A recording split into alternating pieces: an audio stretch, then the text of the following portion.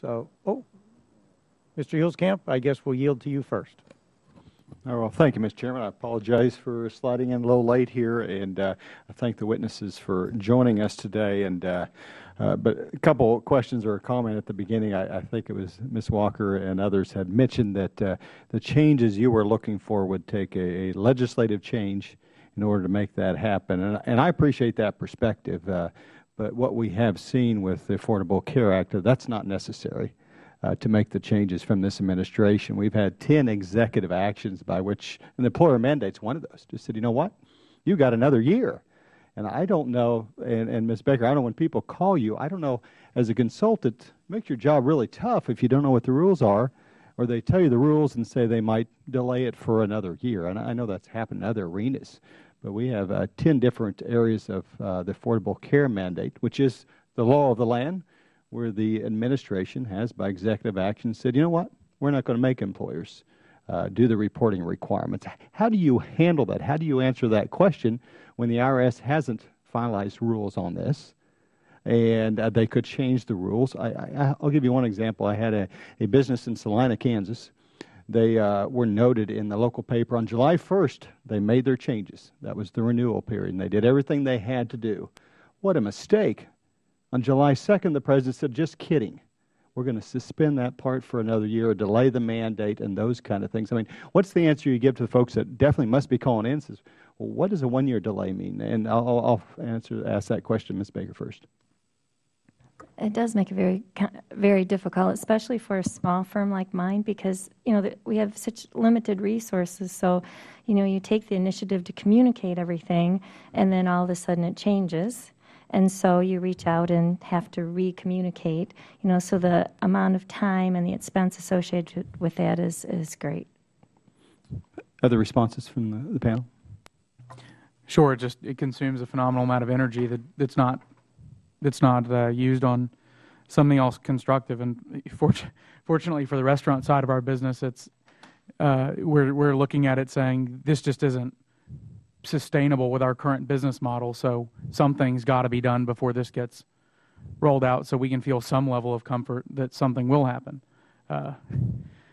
Hopefully that's not a pipe dream.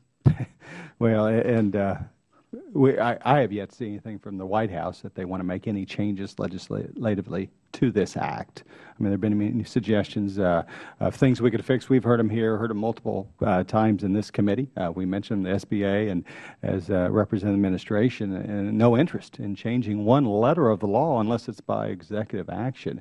And that is certainly unacceptable to me. One thing I'd like to ask Ms. Walker on another issue as far as the trend of basically a part-time economy.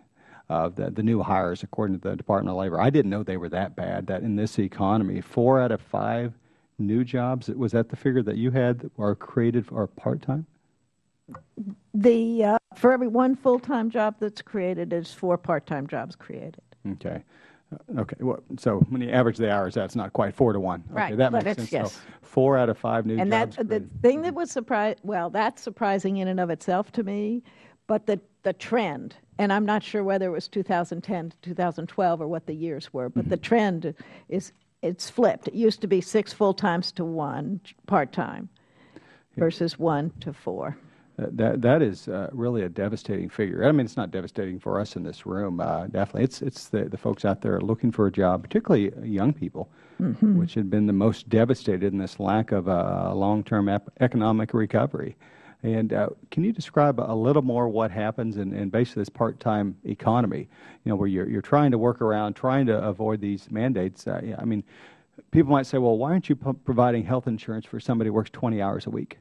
There are reasons. It's costly. Right. It's costly. And trying to make those demands in a changing, uncertain environment where you got to look and say, well, you can't work this much this weekend. And the reality is it's not just figures. I've heard from my district story after story of small business owners saying, you know, Congressman, I didn't hire anybody this week. I'm not going to hire anybody next year because I'm worried about the threshold. I don't know what the rules are going to be. I'm not going to take that risk. And these are successful businessmen and women. But the message we're sending from Washington is that, you know, we'll let you know next year. And it doesn't work that way. Any further comments from you all? I know I'm about out of time on that, but that's the frustration I'm hearing, which is matching what the panel has. Ms. Bogardus. I would just add, thank you. I would just add that it's an issue that's crying out for leadership, and leadership in terms of what you're doing here today, and that is seeking out the truth. What is the truth? What are the facts?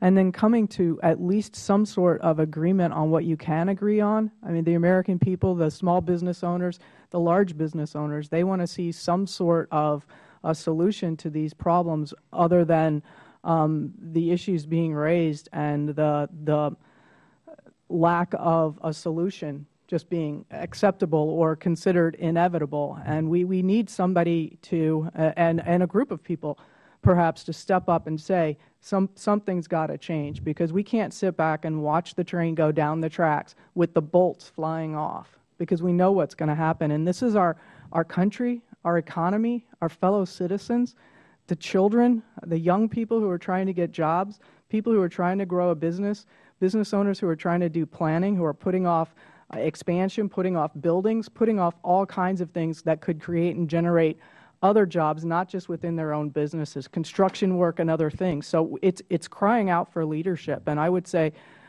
this is a great start, and I would continue down that path. Thank you. I yield back, Mr. Chairman. Oh, yes, thank you, Ms. Bogardus. That was a great summary, actually. At this point, I'd like to yield